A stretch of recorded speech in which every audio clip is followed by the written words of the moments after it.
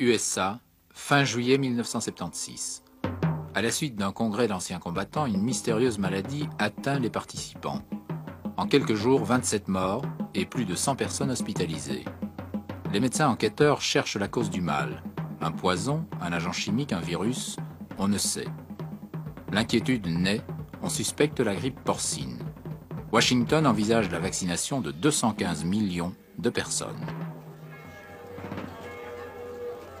Je vous salue Marie, pleine de grâce, le Seigneur est avec vous. Vous êtes bénie entre toutes les femmes, et Jésus, le fruit de vos entrailles, est béni. Quand le savoir des hommes est impuissant, beaucoup de gens trouvent un dernier secours dans la foi et la prière. C'est ce que nous enseigne la longue histoire de l'humanité. Jésus, le fruit de vos entrailles, est béni.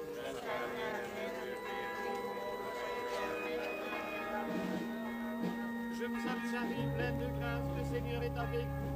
Vous êtes bénie entre toutes les femmes. Les hommes étaient désarmés devant les terribles épidémies de peste. À Florence, au XIVe siècle, la panique faisait emmurer les malades et ensevelir les agonisants, comme le décrit Boccace. C'était la punition de Dieu à l'humanité corrompue.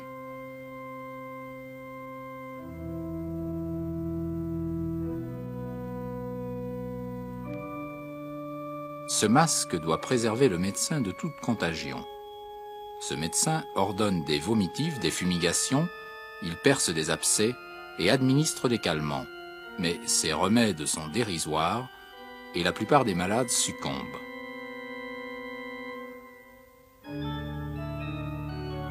Cette gravure de 1657 reprend les mesures prises à Rome pour lutter contre la maladie.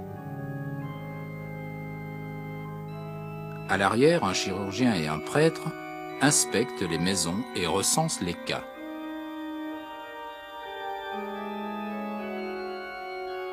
À l'avant, le convoi des suspects et des malades vers un quartier isolé, une sorte de centre de tri avec ses différentes sections.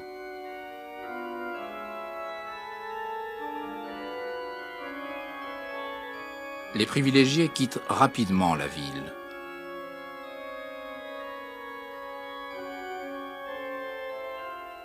Les autres doivent présenter leurs biens à la désinfection. On brûle les vêtements contaminés et le mobilier. Les archives et les livres précieux passent dans des fumigations. La justice est expéditive. Vol, pillage ou simplement se soustraire au contrôle sanitaire est puni par le supplice sur la place publique. De jour comme de nuit, le ramassage des malades se poursuit. Les convois de cadavres sillonnent le Tibre.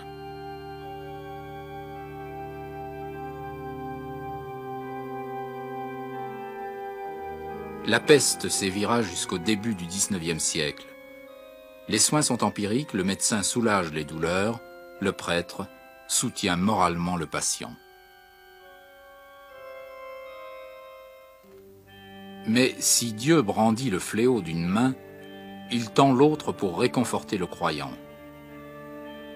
La nouvelle se répand au XIVe siècle. Un pèlerin nommé Roch guérit la peste en faisant le signe de la croix. Sa réputation s'étend dans toute la chrétienté et il devient le protecteur contre la peste et les maladies épidémiques.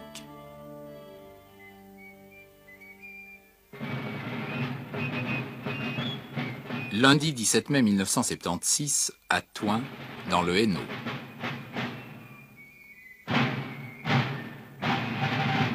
Dans l'église de la ville basse, tous les participants à la marche militaire Saint-Roch assistent à la grand-messe.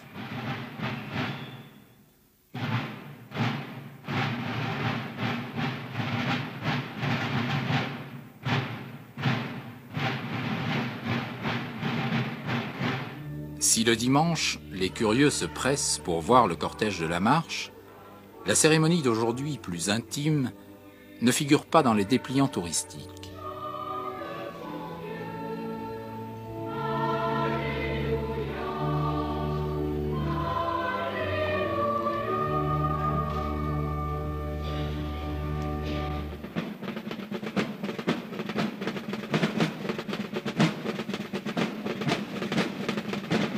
les marcheurs viennent embrasser la relique de Saint-Roch.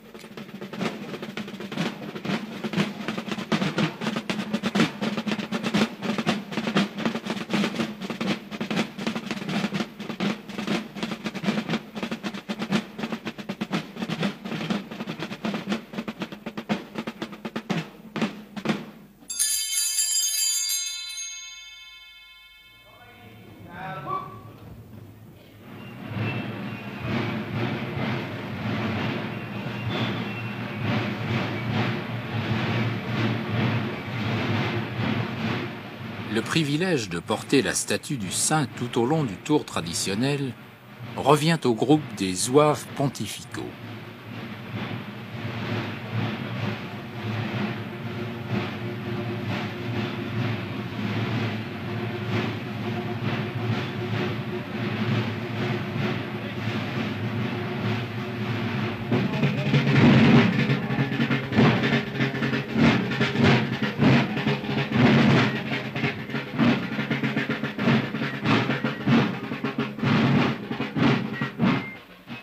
À Thoin, comme dans toute l'Entre-Sambre-et-Meuse, à Châtelet, Floreffe, Ham-sur-Eure, à Caux, la procession religieuse est escortée de compagnies de soldats.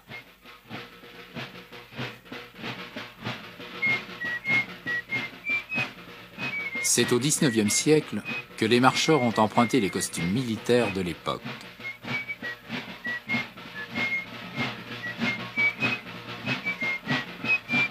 Les soldats contournent la chapelle Saint-Roch.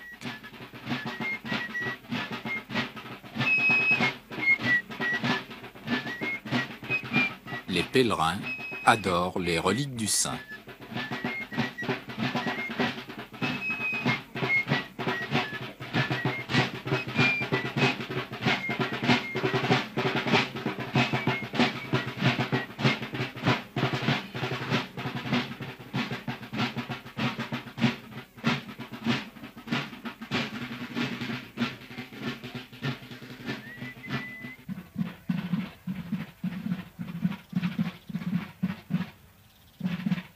L'itinéraire du Tour est très ancien. Avec quelques modifications, c'est le chemin qu'empruntait déjà la procession au XVIIe siècle.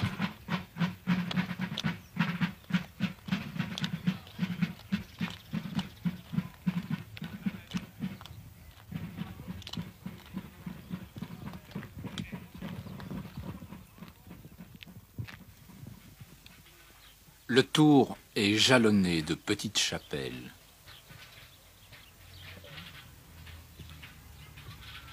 Cette vieille femme est polonaise, mais sa vénération à Saint-Roch est bien d'ici. Depuis 15 ans, c'est elle qui allume les bougies de la chapelle.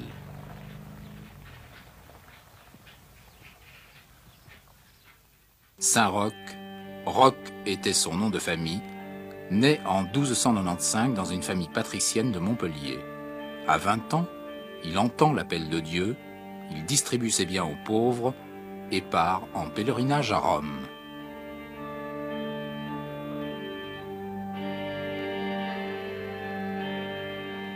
Belle main, hein? Bon. Doucement.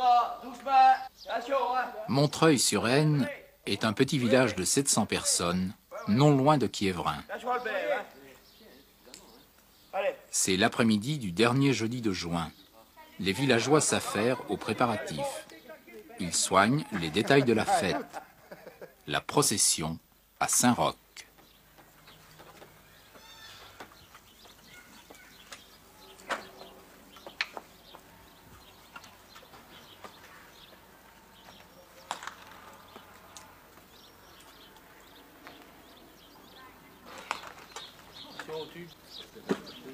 Saint-Roch.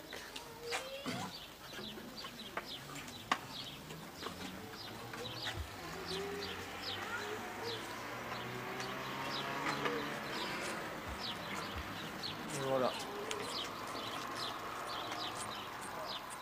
Ce soir, la procession aux Lumières ira de l'église jusqu'à la chapelle du saint patron de Montreuil, un saint patron qui a sauvé le village de la Petite Vérole en 1875 et qui, de nos jours encore, veille sur ses habitants. Il m'a toujours aidé. Pendant la guerre de 40, il y avait les Français sont arrivés, il y avait des chars de Français ici tout le tour de la place. Ils étaient mis près des maisons. Les avions sont arrivés. Ils ont... C'est le signe de reconnaissance. Non, ils ont fait de reconnaissance. On a imploré Saint-Roch. Et quand les avions pour bombarder sont venus, on ne voyait plus trace de rien. Ils sont allés bombarder plus loin.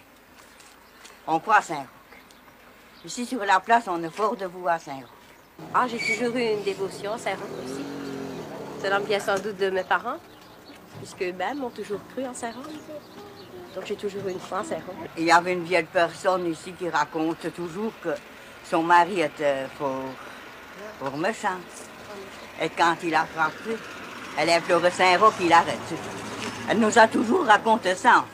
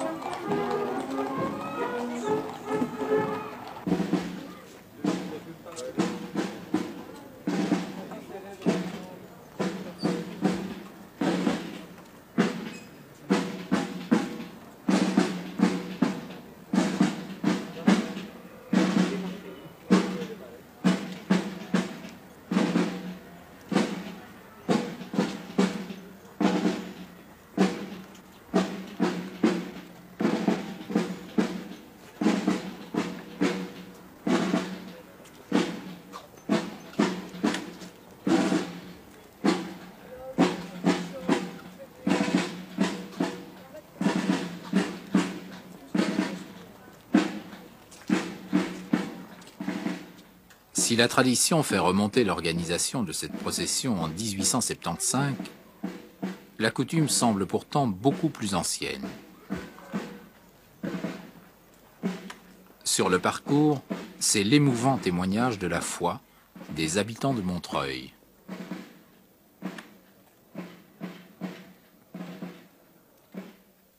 Arrivant en Italie, Roch ne voit autour de lui que mort et désolation. C'est la peste. De ville en ville, il se dévoue et soigne les pestiférés.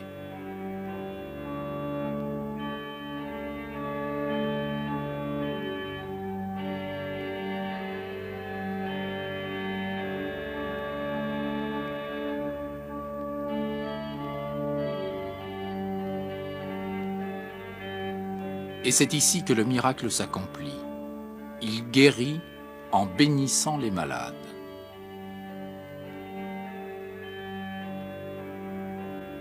Pourtant, lui-même est atteint par le mal. Il se retire dans un bois où un chien lui apporte de la nourriture du hameau voisin. Et un ange vient guérir ses blessures. C'est le portrait de Saint Roch, répandu par l'imagerie populaire.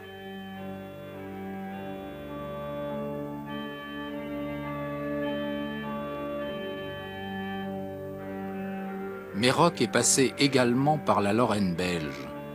C'est du moins ce que l'on raconte à Arnoncourt, près de Virton. Malade, il baigne ses plaies dans une source près du village. Il est miraculeusement guéri. Depuis, cette eau est considérée comme un remède, et Arnoncourt n'a jamais été atteint par la peste. La source a été captée et amenée au lavoir du village. L'eau Saint-Roch y était vénérée chaque année.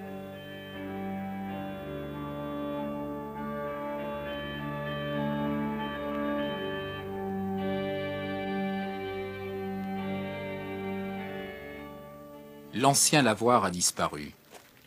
Le 15 août 1976, c'est l'inauguration de la nouvelle fontaine décorée à la manière traditionnelle par des femmes du village.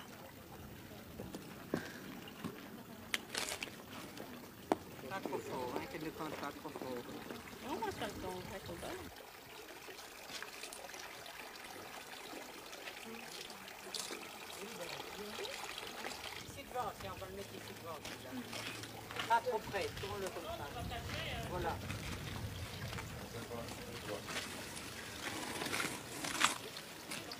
C'est ça, hein?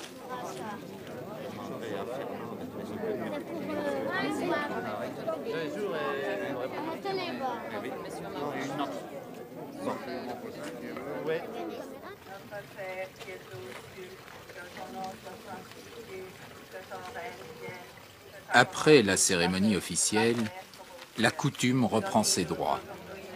C'est de tout leur cœur, avec conviction, que les participants récitent le chapelet, même si le clergé boude cette manifestation populaire.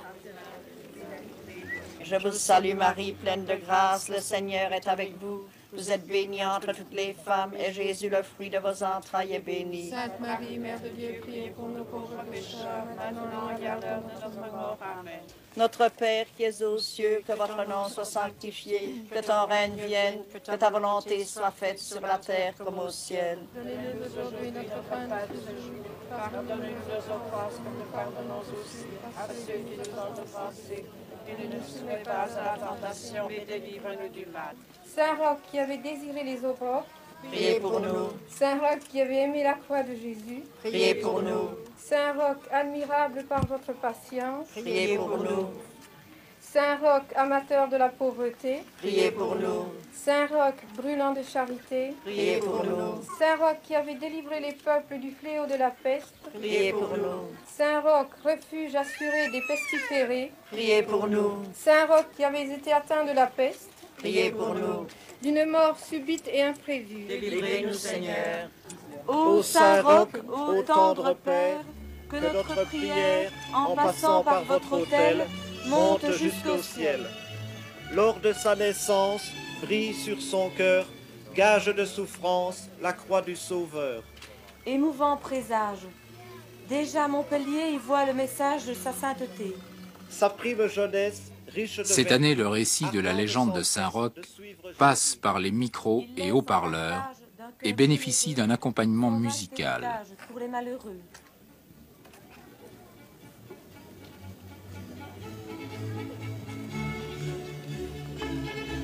En 1973, des groupes d'Arnoncourt avaient constitué des tableaux vivants. La peste en Lorraine en 1636 pour le carnaval du village voisin, Saint-Marc. Lors en Italie, pieux pèlerins, vrais pauvres, ils mendient le gîte et le pain. La peste ravage les cités en pleurs. Sans trêve, il soulage toutes les douleurs. Merveilleux spectacle le long du chemin, fleurit le miracle sous les pas du Saint. Apaisez nos craintes, tendez vos mains saintes, Deux mots notre Père résument nos vœux, nous aimer sur terre et pouvoir au ciel.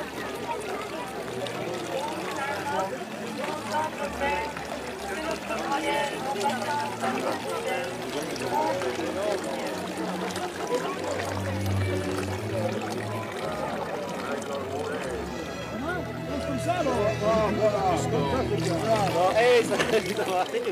À Arnoncourt, tout le monde est convaincu de l'effet bénéfique de l'eau Saint-Roch. Certaines personnes sont-elles déjà avouées qu'elles avaient obtenu une faveur par Saint-Roch? Il y en avait. Ils n'étaient pas croyants, mais ils allaient quand même tirer un coup de fusil après la cérémonie, quoi. Après les prières à Saint-Roch. D'ailleurs, pour la statue qui est en bois, c'est une faveur obtenue, le sculpteur l'avait faite parce qu'il avait été guéri d'une maladie grave et il avait promis de sculpter une statue en l'honneur de Saint-Roch. Il a tenu parole, quoi.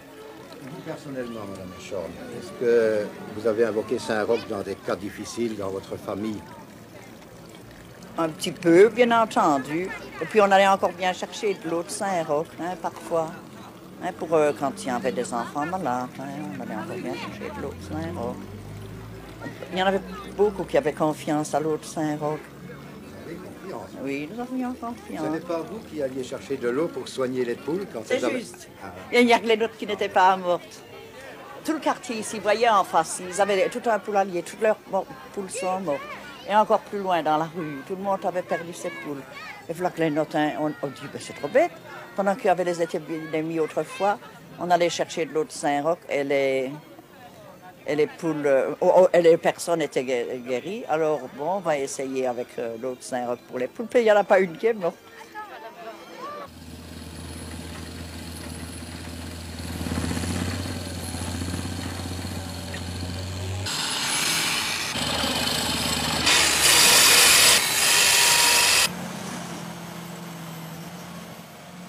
Dans le Hainaut, Lessines, pays des carrières.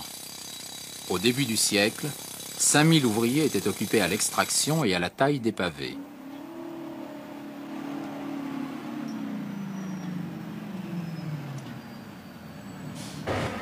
Actuellement, il en reste quelques centaines.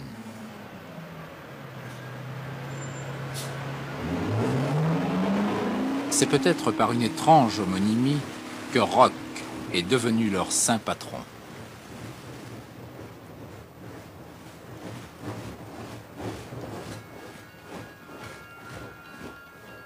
Cette très belle statue exposée dans l'église Saint-Roch a appartenu à la confrérie des arquebusiers et est passée dans celle des archers.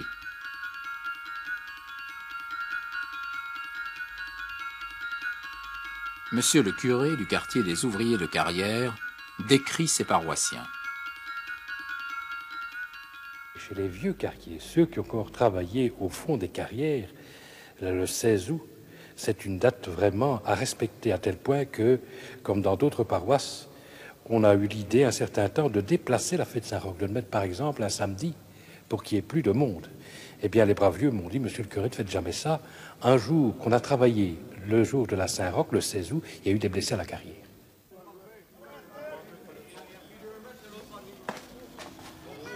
Aujourd'hui, le travail à la carrière ne s'arrête plus le jour de la Saint-Roch, même si c'est la Ducasse et c'est parti de Balpelotte.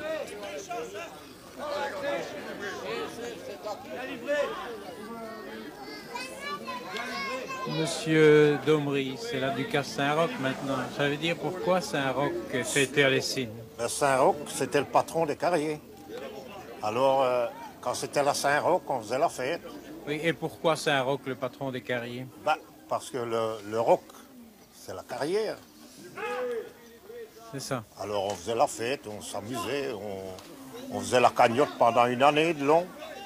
On mettait 50 centimes ou 1 franc, comme on pouvait pour faire la fête. C'est ça. Et le jour Saint-Roch, on vous remettait une enveloppe avec l'argent. Saint-Roch.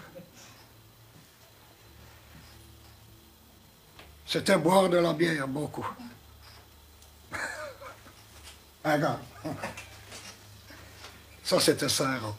D'abord, vous avez les photos, là. Oui. C'était notre société, ça. C'était la société du petit Joseph. Il était coiffeur. Et il avait café en même temps. Comme il était coiffeur, il nous grimait le jour Saint-Roch. Et on faisait le tour dans tout le quartier, dans tous les cafés du quartier. On avait un accordéon, on avait une batterie. Et pendant la sortie, il n'y avait pas de femme avec nous. Ça, c'était déjà quelque chose. Vous croyez que ça suffisait déjà à créer l'ambiance? Et vers 6 heures, après la tournée de café, là, les femmes étaient en mise. Et on passait toute la soirée ensemble. Si je vous dis qu'à ce moment-là, il y avait rien qu'au pavé 52 cafés reconnus, plus ceux qui livraient la bière qui n'avaient pas de licence, pour vous présenter ce que ça donnait comme réjouissance. Donc, il y a une tradition qui est bien implantée et il y a une procession. Oui. Est-ce que tous les ouvriers de carrière participaient à la procession? Tous, c'est beaucoup dire, parce que vous n'ignorez pas qu'au début de l'érection de cette paroisse, c'est-à-dire en 94-98, c'était le début des syndicats, que lorsqu'on a fondé cette paroisse, il y avait nécessairement des gens qui faisaient partie des syndicats socialistes, appelons par leur nom. Et on m'a raconté également que le 16 août, il y avait 2 cortèges qui parcouraient la paroisse. La procession qui sortait de l'église et puis un cortège qui partait de la maison du peuple. Et on m'a dit aussi que parfois, il y avait des rencontres. Et alors là, ça a soldé parfois par des blessures. Vous aviez la carrière Van de Velde. Là, on a mis des ouvriers dehors parce qu'ils n'avaient pas été à la procession. Oh, Quand ils se présentaient pour recommencer à travailler, on leur disait « vous pouvez partir ».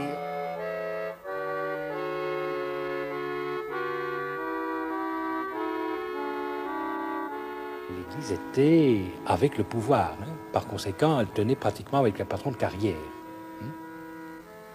Ce qui fait qu'alors, les syndicats ont été anticléricaux. On avait donné comme mot d'ordre, n'est-ce pas, le curé, c'est l'homme al-Doknour, il ne faut pas l'accoster, il ne faut pas aller avec lui. C'est ce qui explique qu'encore maintenant, les Lessinois, quand ils sont à Lessino, ils ne viennent pas à la messe, mais rencontrez-le partout, à Lourdes ou ailleurs, ils vont à la messe comme tout le monde. Amusons-nous les hommes, c'est la fête et Saint-Roch, car ce jour durera et ne durera pas toujours. Buvons nos verres, allons amis. Tous les ouvriers de carrière, c'est la goût del bon bière, idée buvons tenton, sans desfile marron. Encore dans la misère, les enfants de la carrière, tambour battant pour badiner, tous les gars, on les voit saouler. Tambour battant, c'est malheureux, les coyotes, c'est tout buveux.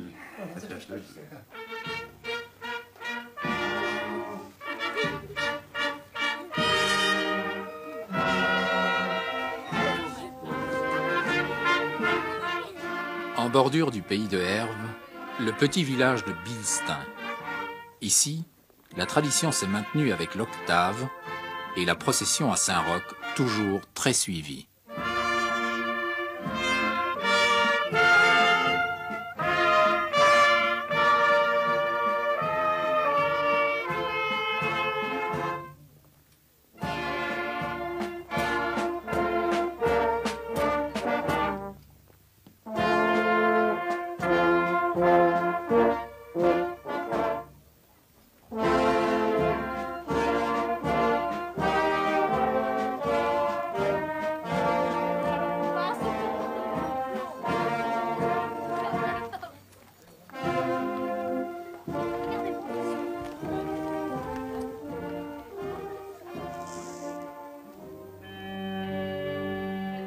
Mais revenons à notre saint guérisseur.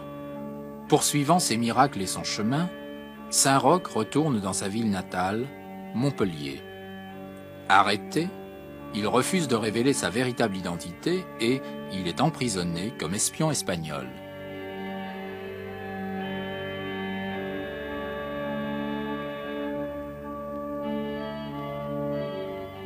Il reste incarcéré jusqu'à sa mort en 1327. Le prêtre qui lui administre l'extrême-onction constate que son corps est auréolé de lumière. Sa famille l'identifie, il est reconnu et aussitôt vénéré. Comme ici à Bilstain, 600 ans plus tard, dans cette chapelle au milieu des champs.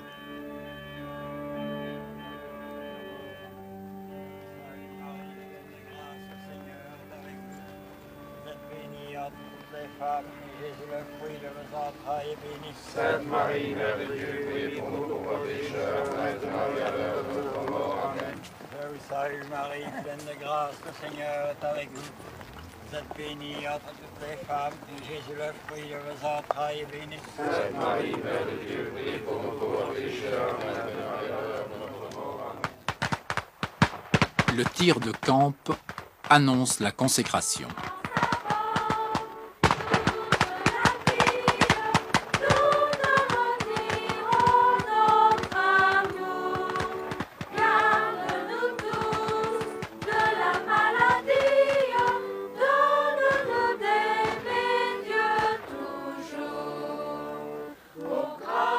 Mais l'histoire de Saint-Roch ne se termine pas à sa mort.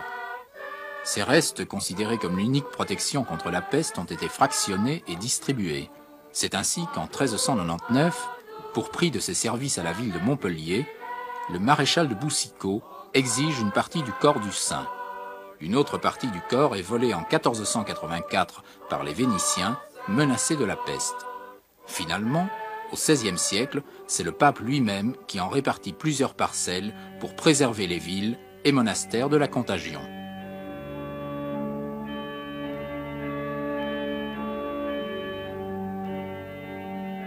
Les reliques scellées dans l'autel de la chapelle continuent à protéger les Bilsténois. Lorsque les enfants étaient petits, les enfants ont eu toutes sortes de choses, maladies graves. On a toujours beaucoup prié Saint-Roch, on les a tous échappés. Et vous êtes allé à la chapelle alors? Ah oui, ça, on y allait souvent même. Ah oui, nous avons une...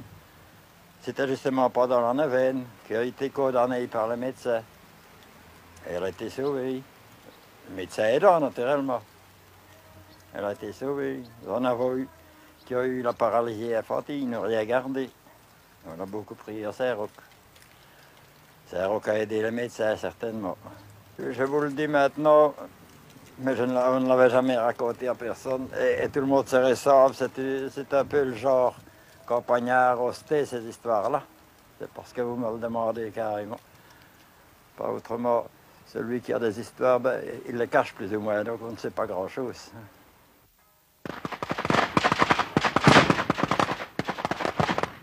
Ce nouveau tir de camp clôt la cérémonie religieuse et donne le signal des réjouissances profanes.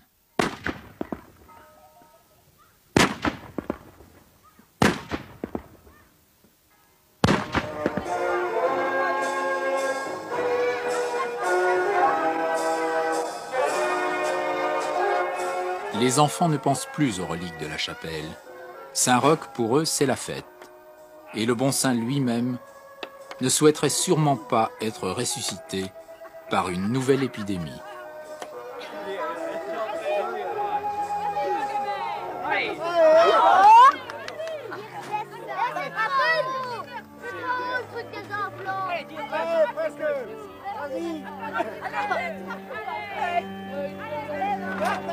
Ha ha!